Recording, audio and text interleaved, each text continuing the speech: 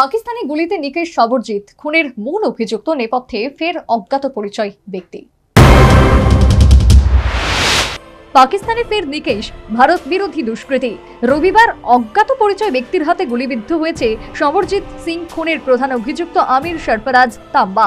হাসপাতালে নিয়ে গেলে তার মৃত্যু হয়। উল্লেখ্য, ভারতের হয়ে চরবৃত্তের অভিযোগে জেলবন্দী ছিলেন সবরজিৎ।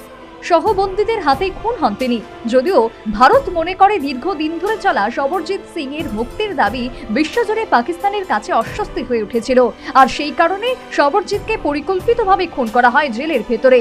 জানা গিয়েছে, জঙ্গি সংগঠন লস্কর-ই তৈবার প্রতিষ্ঠাতা হাফিজ সৈয়দের অত্যন্ত ঘনিষ্ঠ ছিল তাম্বা। 1979 সালে লাহোরে জন্ম তার।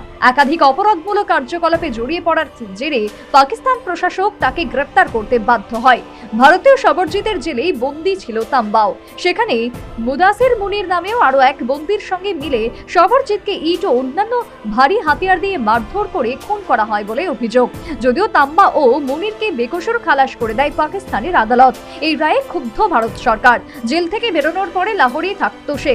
জানা গিয়েছে, রবিবার লাহোরের ইসলামাপুর এলাকায় বাইকে চেপে কয়েকজন অজ্ঞাত পরিচয় আসে।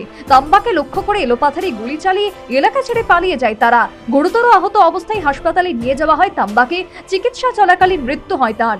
উল্লেখ্য, পাকিস্তানে গত 2 বছরে অজ্ঞাত পরিচয় আততায়ীর হাতে প্রাণ হারিয়েছে ভারতীয় হিটলিস্টে থাকা অন্তত 12 জন জিহাদি।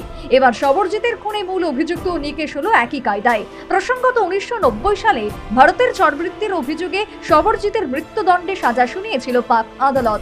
এরপর ভারতের থেকে বহু আবেদন করেও লাভ হয়নি। তার দিদি দলবীর কৌর ভাইকে নির্দোষ প্রমাণের জন্য আপ্রাণ চেষ্টা চালিয়ে গিয়েছিলেন, কিন্তু শেষ পর্যন্ত 2013 সালে জেলেই খুন হয় সবরজিৎ।